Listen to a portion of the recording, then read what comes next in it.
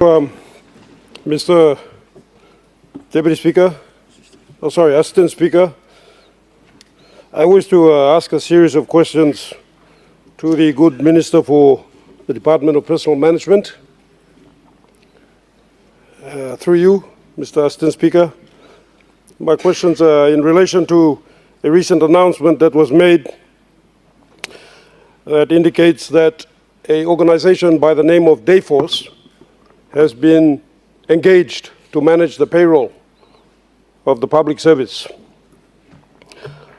So, according to the media, this was recently entered into, whereby a master service agreement with Dayforce Limited was signed to replace and modernize the government payroll system, following the serious findings by the Deloitte's audit, whereby widespread payroll irregularities, including ghost employees, duplicate records, unauthorized allowances, and weaknesses in internal controls that resulted in significant losses of public funds.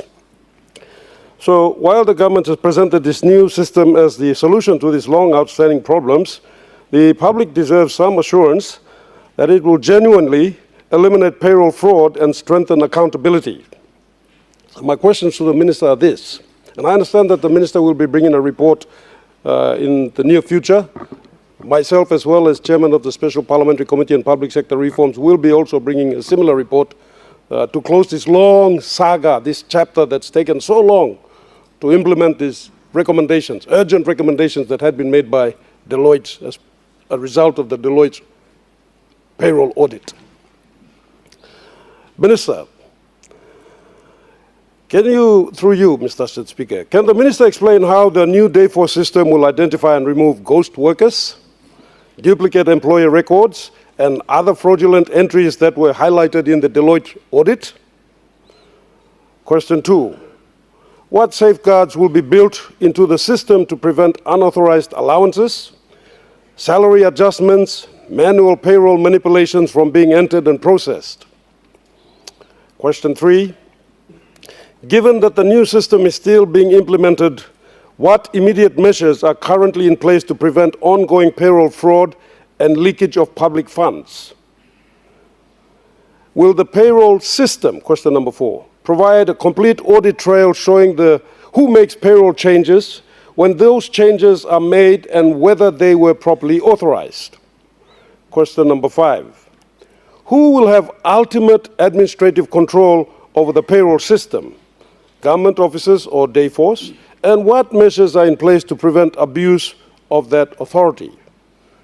Question number 6, what is the total value of the contract with Dayforce, including implementation, licensing, maintenance, and any ongoing service fees?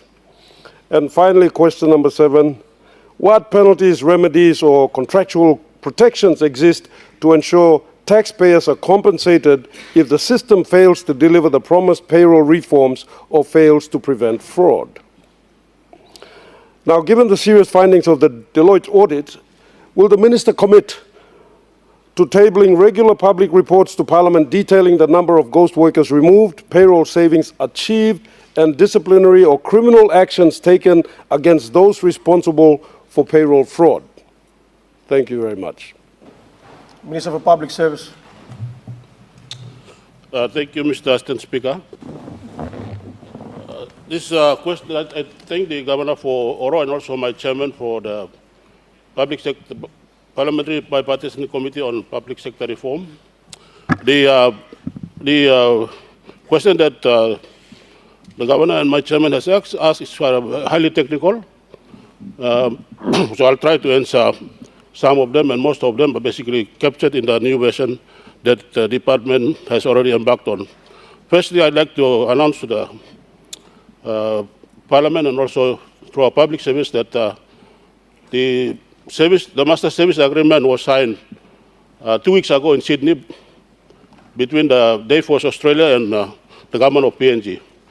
And that now gives way for us to work towards completely transferring the payroll from Department of Finance to my department, the Department of Personal Management. It's been a long road, but I can assure the Governor and the Chairman and all our public servants that because of the high risks involved in making sure that we have a system that is reliable, technically competent, to be able to make sure that we have the system that will be transferred from Department of Finance to the Department of Personnel Management, so we can run the pay without any more problems and any. Basically, what the governor has asked is all to do with the new system that will be now upgraded from version 12 to version 24. So the version 24 captures almost everything that the governor has asked. It will no longer entertain any manual system. It will be electronic system, Mr. Assistant Speaker. No more, like now, the government spends about 200 or 300 million every fortnight to pay the 130 or 60,000 public servants across the country. And within one press of a button of one officer, the 200 or 300 million is paid out to the banks and the bank accounts of all these public servants. Just one press. And so this system that we are not going to start to implement in the next, we're looking at, Mr. Assistant Speaker, at the end of this month, there will be a short ceremony that we will now witness the transfer, complete transfer from Department of Finance to Department of Personnel Management towards the end of this month. What will happen is, Mr. Assistant Speaker, is this. For example, if all our HR officers in the provinces or in the government departments submit a PVA, pay variation advice, to maybe pay or deduct a pay to a finance company, for example, for a deduction, that will no longer be done manually. It will be done now electronically. So you compare the system with the Department of Finance that is now using the server called IFMS. So the Alesco payroll, Mr. Assistant Speaker, is the same that will be run for all payroll management. So in parallel with finance, finance is responsible to make payments or transfer of funds to agencies on when it is required. For the case of payroll, the Alesco payroll system, this is to do with a press of a button every fortnight to remit out a total of 200 or 300 million kina, one press of a button by one person only, to hit all the public servants' accounts in just a second. And so this system now is reliable, it's no longer manual. We will also have passwords issued out, so we know exactly which paying officer in each agency has authorized that or agency head. So when there's a fraud or involved in duplication of names or whatever, we will pick out in the system. So I'd like to thank this government, Prime Minister, and the government and the Treasury also for releasing, and also commendation to you, Chairman, yourself, and Governor, for being the force behind me and from my department to make sure that we work together and especially to get a Deloitte report out. This is the implementation, Mr. Assistant Speaker, of the Deloitte report that was heavily enforced by the Chairman and Governor of Oro. So I'd like to announce to everyone that we will no longer be using that. It's the same thing that IFMS system is now. The Department of Finance, District Finance Manager, and the District Administrator no longer sign forms. Everything is on the phone with a password. So we'll be doing that as the same system that we'll be using. This is now upgraded to version 24, and we'll have no longer manual manipulation.